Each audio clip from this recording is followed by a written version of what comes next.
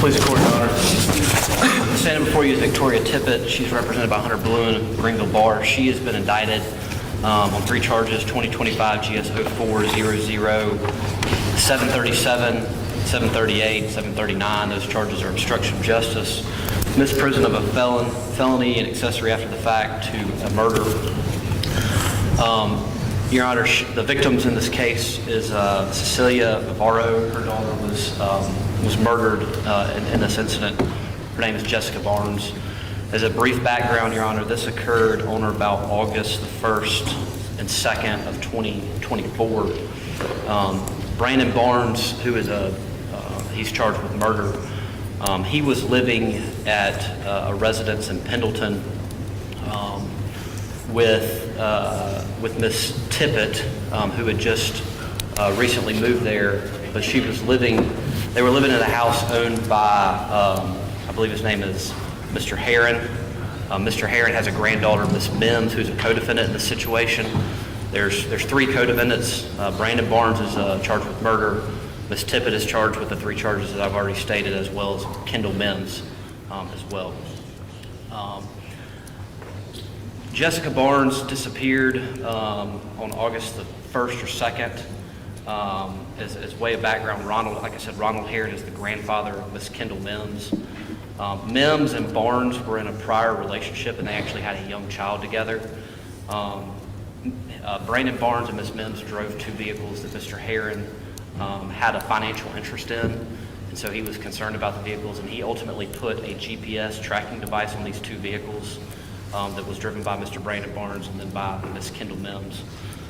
Mr. Herron turned over that login information to SLED about September the 18th, 2024. Jessica Barnes was reported missing about 10 days prior on September 10th or 11th.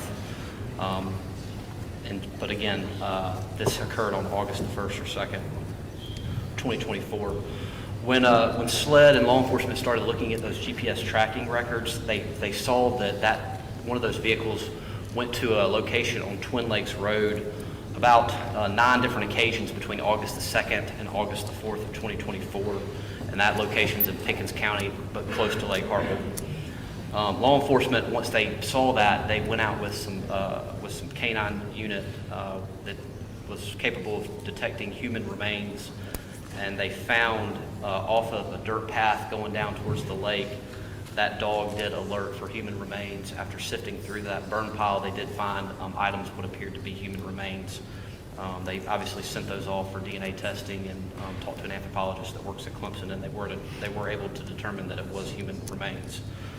As they went back and started again kind of digging into this case, as they got more and more information, they saw that vehicle that was used go to several different locations, to different places, different hardware stores and grocery stores. They were able to see these individuals, all these individuals, all these co-defendants at these stores purchasing different items like shovels and different items, cleaning materials.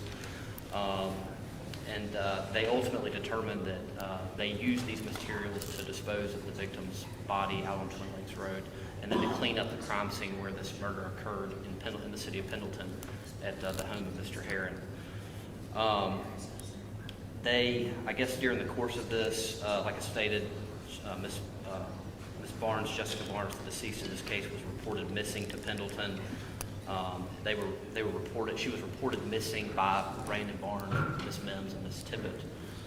And then over the course of the next week or so, that's when they put all this together. On September the 17th through the 21st, Miss Tippett and her co-defendants went on a cross-country excursion, which plays into bond, Your Honor. They went to several different states: North Carolina, Tennessee, Kentucky, Tennessee. They went all the way out to Colorado. And after 4 or 5 days, they ended up coming back to South Carolina. Law enforcement put up a trail camera because of the activity at this particular location. They did they did see on that trail camera on September the 22nd, all these co-defendants returned back to that location where Jessica Barnes' body was burned. Ultimately, they did speak to all the co-defendants and did ultimately get several different stories from these co-defendants. Law enforcement determined that Ms. Mims, she wasn't present when this murder occurred. She'd actually gone to work, but when she came back home, that's when she saw the body, and then at that point, all three of them decided to dispose of the body. Ms. Tippett was at home when this occurred. She gave law enforcement a couple different stories on October the 1st. First story that she gave was that Jessica Barnes just left the house and never saw her again. Then she changed her story and said that Jessica had committed suicide. She OD'd on something. And then she changed her story and said that it essentially was an accident, that Jessica had attacked Brandon, and then at that point Brandon defended himself and choked her, and then she died. So she did ultimately admit to being there and I guess observing this. She does not have a record, Your Honor, but she's been in jail for some 400 some odd days when she was arrested, I believe on October the 1st. Again, her mother is here, the victim's mother is present. She does have a statement that she would like to have my victim's advocate read for the record, Your Honor. Well, you can for whatever you want to do. She'd like for me to read it out loud in court, Your Honor. Your Honor, today, as I sit in this courtroom, my heart carries the unimaginable weight of losing my daughter, Jessica. Words alone cannot convey this. Jessica believed in friendship with her whole heart. She saw Miss Tippett not just as a friend, but as someone she could trust completely, someone who was supposed to care for her in moments of joy and in times of need. Yet, when Jessica reached out for help, she was met with indifference. She was treated not as a cherished person, but as someone whose life didn't matter. My family and I have been left with wounds that are invisible to the eye, but unbearable to endure. Every bond hearing is not just a legal proceeding. It slices through our grief and breaks open the pain we desperately want to seal. There are moments in the night when I wonder if my family will ever be able to mourn Jessica and begin to heal. We still do not have all that is left of her, and her absence echoes through every part of our home. My children ask for her, and I must find words to comfort them, even when I cannot comfort myself. Your decisions affect so much more than a case file. They touch lives forever changed by tragedy. I plead with you, please deny this bond, and let my family finally begin to grieve without the fear and pain that each hearing brings. Jessica was not just a victim. She was a person whose life had value, love, and meaning. Please honor her memory and help us find peace. Respectfully and with a grieving heart, Cecilia Guevara. Please, the court. I think Mr. Bluen will get into this, but Mr. Barnes, currently his bond is denied. Ms. Mims does have a bond. She was granted a $75,000 bond with standard conditions with GPS. And Ms. Tippett had a bond hearing in the spring with Ms. Mims, and her bond was denied.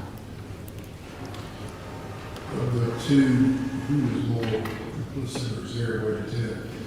As I stated, Judge, the investigation yielded that Ms. Mims was not present when the murder happened. She had gone to work and then returned home. And then obviously the investigation shows that she took part in taking the body, Jessica's body out and disposing of the body. The investigation yielded that Ms. Tippett was present when this happened. She was at home with Ms. Barnes. So she was in the residence when this did occur. May it please the court, Your Honor. As the solicitor stated, co-defendant Kendall Mims was granted a bond on April 14th of 2025, which was $75,000, GPS, no contact with the co-defendant or any of the victim's family. My client's 21 years old. She has a CNA certificate as a nurse that she received from Greenville Tech. She also, previous to moving in with Mr. Barnes, worked at McAllister's. She has no prior, McAllister's Deli, a little bit. She has no prior record. Your Honor, I'm going to pass up, and the solicitor has this. We did have her have a psychological evaluation. The reason I'm handing it up, Your Honor, is on page 4. Page 4 of that evaluation, under his opinions and conclusions, she had a high salient score and a low PRA, which we would argue goes to danger to the community, that she would not be a danger to the community if she were granted a bond. She had only been involved with Brandon Barnes for about a month and a half prior to this incident, and had only lived in the home for approximately 3 weeks with Mr. Barnes and Ms. Mims.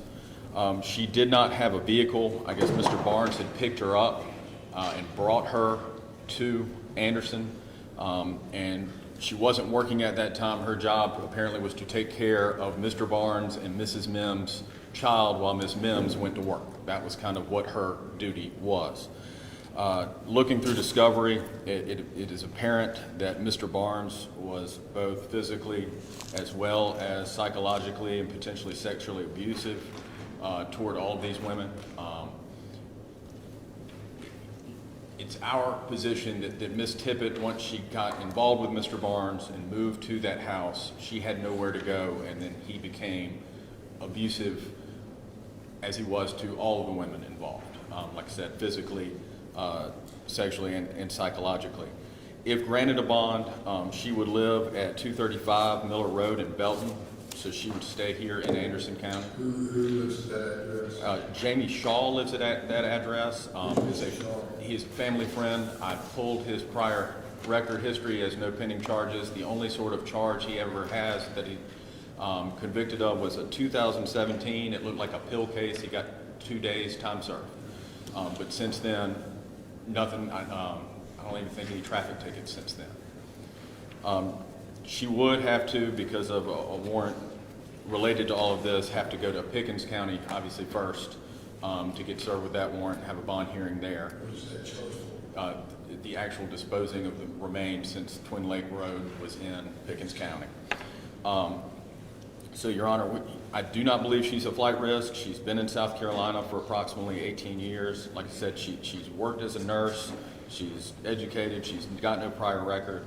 So we would ask, and the co-defendant charged with the same offenses was previously granted a bond. So we would ask, Your Honor, for a reasonable bond in that matter. Are you want to say anything? Okay. And they took off for how long? 5 days? They were gone, the GPS record shows from September the 17th to the 21st, about 4 days. And I think that they were coming back because they didn't have the means to continue. Anything further? Nothing. Like for the bond right now, she go over and listen to the co-defendant that does have one. Maybe we'll wait for 6 months before she comes back to have another bond. I think she is a flight risk and a danger to the community. Thank you. Thank you. Commissioner? Yes.